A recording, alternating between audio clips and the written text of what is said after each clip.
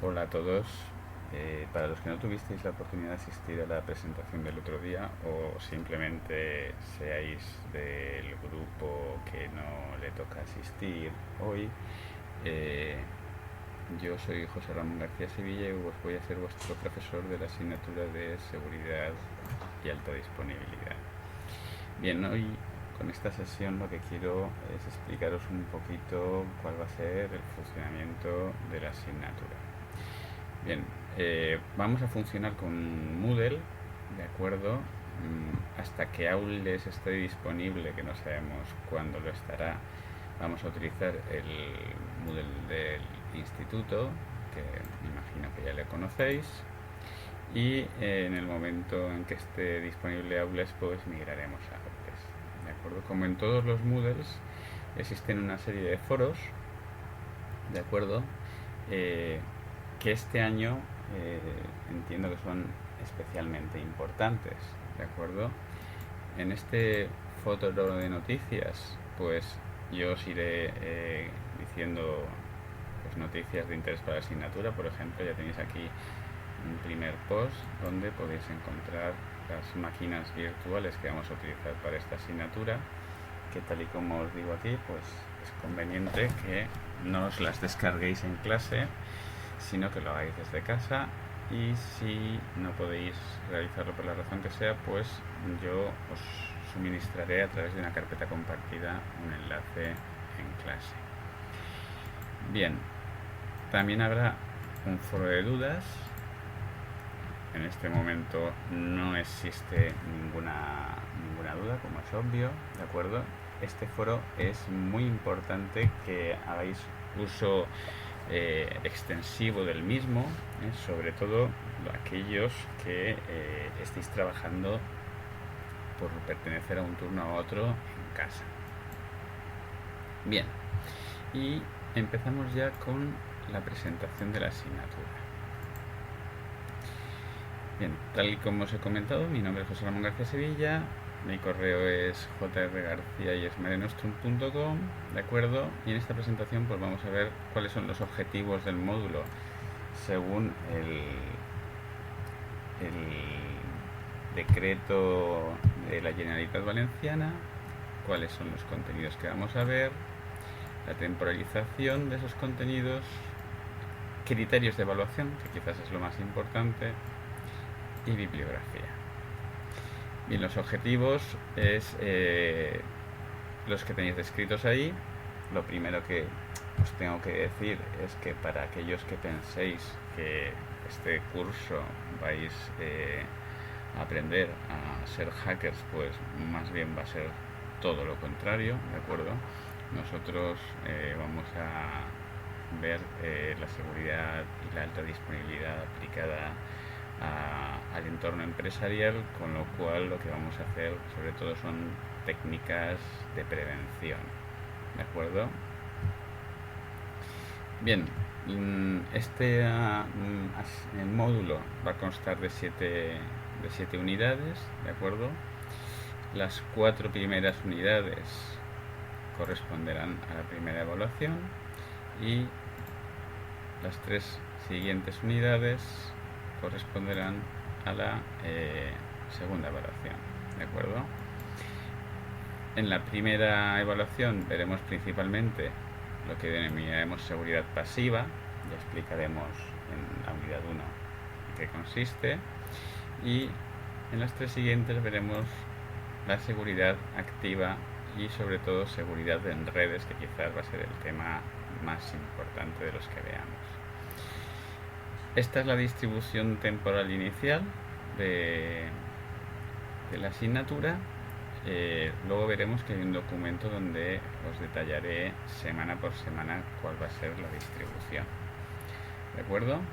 Y pasamos a los criterios de evaluación. ¿Cómo se va a evaluar la asignatura? Bien, la asignatura se va a evaluar a través de una serie de exámenes y una serie de prácticas, ¿de acuerdo? La nota del examen va a ser un 40% de la nota, y las notas de las prácticas va a ser un 60% de la nota. Y obviamente para aprobar la asignatura se ha de obtener una calificación igual o superior a 5. Bien, tal y como os comento, la nota del examen corresponde a los diferentes ejercicios teórico-prácticos que vamos a realizar. Hay 7 exámenes. El criterio será realizar un examen cada 2 unidades, ¿de acuerdo? Cuando hacemos el examen no se puede tener ningún material de ayuda. Y la nota mínima para que un examen te pueda hacer media con las prácticas es un 4, ¿de acuerdo? Una cosa muy importante que quiero que os quede clara es la que pone en el último punto, es que no hay recuperación de los exámenes. Es decir, si por lo que sea os queda uno de los 4 exámenes que vamos a hacer, ¿vale? Ese examen se recuperará en la evaluación ordinaria de marzo. Bien, por otro lado tenemos las prácticas, ¿de acuerdo? Dentro de las prácticas tenemos prácticas que se consideran obligatorias y prácticas que no se consideran obligatorias. En la evaluación de las prácticas se va a tener en cuenta lo siguiente: que se hayan cumplido las normas de prácticas, las veremos ahora a continuación. Eso nos da 2 puntos. Que cumplamos los plazos de entrega nos da 2,5 puntos. Y la corrección en la práctica nos da 5,5 puntos. Fijaros que una práctica, solamente por el hecho de que cumple las normas y de que se entregue en plazo, es un 45%, es decir, 4,5 puntos. Ahora bien, hay una serie de restricciones. No se puede entregar cualquier cosa en plazo. Bien, tal y como os digo aquí, estamos en segundo curso. Hay ya que empezar a trabajar una serie de actitudes transversales, ¿vale?, que son importantes para que posteriormente hagáis la formación en centros de trabajo. Esas actitudes son la responsabilidad, la iniciativa para la resolución de problemas y el interés, ¿de acuerdo? ¿Cómo vamos a lograr intentar fomentar esos conceptos transversales? Pues lo vamos a hacer poniendo dentro de las prácticas una fecha de entrega, poniendo en las prácticas unas normas de cumplimiento y haciendo que los enunciados para la realización de la práctica cada vez sean más orientativos, no sean muy guiados. Bien, todas las prácticas van a tener una fecha de entrega, ¿de acuerdo? ¿Qué pasa si yo no he podido entregar la práctica en esa fecha por la razón que sea? Bien, pues simplemente tiene un descuento de medio punto por cada semana de retraso, ¿de acuerdo? Como el apartado de entregar en plazo puntúa como máximo 2,5 puntos, esa será la máxima penalización aplicable. Es decir, después de la 5ª semana ya se puede entregar la práctica con el retraso que se quiera, que no penalizará más. Con la única consideración de que hay que entregarla en la evaluación que corresponda. Bien, si una práctica, por la razón que sea, imaginad que entregáis una práctica en plazo, pero la práctica no tiene ningún contenido o está muy mal, o prácticamente se ve que no se ha trabajado, pues os puedo pedir que repitáis esa práctica, ¿de acuerdo? Cuando os pida que repitáis la práctica, la penalización temporal sigue contando. Obviamente, todas las prácticas deben ser originales vuestras, ¿de acuerdo? Ya veréis que dentro de las normas de elaboración de prácticas vamos a poner una serie de reglas que hay que cumplir y que nos van a hacer, digamos, de alguna manera validar que esa práctica realmente la habéis hecho vosotros. si por cualquier cosa detecto, y suelo detectarlo, que esa práctica está copiada en parte o en su totalidad, automáticamente esa práctica está a cero, ¿vale? Se le pone un cero, ya no hay posibilidad ni de reentrega ni de nada. Bien, las prácticas, tal y como hemos dicho, puede ser que en un momento dado se pida que se repitan, ¿de acuerdo? Cuando se pide repetir una práctica, el profesor, es decir, en este caso yo, doy indicaciones muy claras de qué es lo que está mal y por qué hay que repetirlo, qué es lo que hay que mejorar. Si la práctica se entrega sin haber hecho esas modificaciones, entonces, obviamente, se pedirá de nuevo una repetición. Pero esta repetición, como mucho, se pedirá 2 veces. Si después de la segunda repetición la práctica sigue sin ser correcta, porque no se han seguido las indicaciones que el profesor ha dado para su realización, directamente la práctica se califica con un 0. Bien. Tenemos también prácticas voluntarias. Las prácticas voluntarias no tienen ningún plazo, salvo que se tendrán que entregar una semana antes de la fecha de la segunda evaluación. ¿De acuerdo? Y esas prácticas voluntarias pueden aumentar un punto la nota final. Bien, como sabéis, esto viene por ley, la asistencia es obligatoria y se permite como mucho un 15% de faltas no justificadas. Obviamente es 15% de faltas no justificadas sobre los días que tengáis que asistir. Y si alguien quiere tener un libro para seguir la asignatura, pues aquí tenéis uno, ¿de acuerdo? En el que se basa mayoritariamente el temario de la asignatura, pero ya os digo que prácticamente no, al 100% todos los materiales se os suministran a través del Moodle. Bien, hemos hablado mucho de las prácticas y de que existen unas normas para su realización.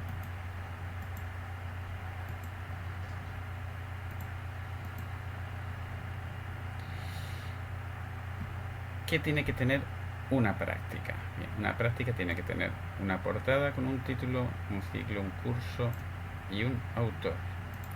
Tiene que tener siempre un índice. Un índice no quiere decir que vayamos poniéndole... Tiene que tener obligatoriamente, por supuesto, un índice, un número de página, pero eso no quiere decir que vayamos poniendo un punto por cada paso que vamos realizando en la práctica. Tiene que tener una introducción con cuál es el objetivo de la práctica, qué es lo que pretendemos hacer con esta práctica, ¿vale? Esto, con lo que quiero lograr con ello es reforzar, que os quede claro qué es lo que queremos hacer. Ha de estar estructurada en puntos y cada punto que yo pongo tiene que estar explicado, es decir, por qué estoy poniendo ese punto, para qué sirve, y cada pantalla que ponga tiene que estar comentada, ¿vale? Y tener una justificación, es decir, no ponerla por poner. No pongo mensajes de error que me han salido y luego cómo los he arreglado, porque eso no forma parte de la práctica. ¿De acuerdo? Bien. Se debe de verificar, tal y como hemos dicho, la autoría de la práctica por parte del alumno. ¿Cómo lo hacemos? Por ejemplo, las máquinas virtuales, ¿vale? En todas las máquinas virtuales ponemos nuestras iniciales y el curso actual, ¿vale? Esta es del curso 2015-2016, yo pondría este año 2020-2021. La pongo en el nombre del equipo, lo pongo en el grupo de trabajo, lo pongo también en el Linux, es decir, en el nombre de la máquina, en el nombre del usuario. Pero es que si creo un fichero, un directorio, lo pongo en la unidad de disco, lo creo lo pongo en el directorio, lo pongo en el fichero, en los usuarios, ¿vale? El objetivo es que siempre que haya un pantallazo, ese pantallazo tenga vuestras iniciales 19-20. No me vale que lo hagáis con un bloc de notas donde estén escritas esas iniciales. No me vale, ¿vale? Hay que intentar, en la medida de lo posible, que esté autorizado de esta manera. Bien, esta nomenclatura la podemos pasar por alto, esto no es obligatorio cumplirlo, ¿de acuerdo? Y el tema de las capturas, hay que intentar que se ajuste la información a lo que se pide. Es decir, si te piden la información que suministra el comando RP, este que tenemos aquí, pues ponemos una capturita como esta. Es decir, simplemente la ventana del comando y no todo el escritorio. ¿De acuerdo? Nos ceñimos únicamente a lo que se pide. Si en esa captura hay mucha información, entonces resaltamos la información relevante. ¿De acuerdo? Siempre hay que cumplir con estas normas. Por ejemplo, aquí tenemos un ejemplo de práctica donde tenemos la actividad con su portada, el nombre del autor, el curso, un índice con los puntos, ¿de acuerdo? Y siempre tiene los pantallazos debidamente autenticados. ¿De acuerdo? Esto es lo que tenemos que lograr en todas las prácticas.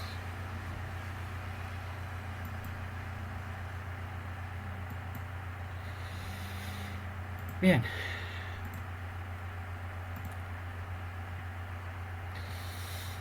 ¿Qué más tenemos para esta sesión de introducción? Aquí tenemos una temporalización semanal. Ya os digo que esta temporalización es susceptible de cambios, donde tenemos de aquí a diciembre, es decir, la primera evaluación y algo de la segunda, pues ¿qué vamos a hacer cada semana? ¿De acuerdo? Marcando si corresponde al grupo naranja o al grupo azul. Esto lo tenéis ahí para intentar que sea más sencillo el seguimiento de la asignatura. Tenéis ya colocados también los exámenes. ¿Vale? Primer examen de los temas 1 y 2, segundo examen de los temas 3 y 4. Y tenéis colocado también una cosa muy importante que veremos, que es el seminario de Amazon AWS. Bien, para terminar con esta introducción, tenéis aquí un cuestionario, ¿de acuerdo? Este cuestionario lo vamos a hacer 2 veces. Lo vamos a hacer ahora, al principio de curso, y lo repetiremos al final, ¿de acuerdo? Y veremos si mejora algo ha mejorado algo nuestro nivel de seguridad informática. La idea con este cuestionario no es puntuarte, tal y como pone ahí, el cuestionario no cuenta para nota. Lo que hay que tratar es de ser lo más sincero posible, ¿de acuerdo? Cuando estemos respondiendo al cuestionario y en base a esa sinceridad, pues ver qué puntuación hemos obtenido.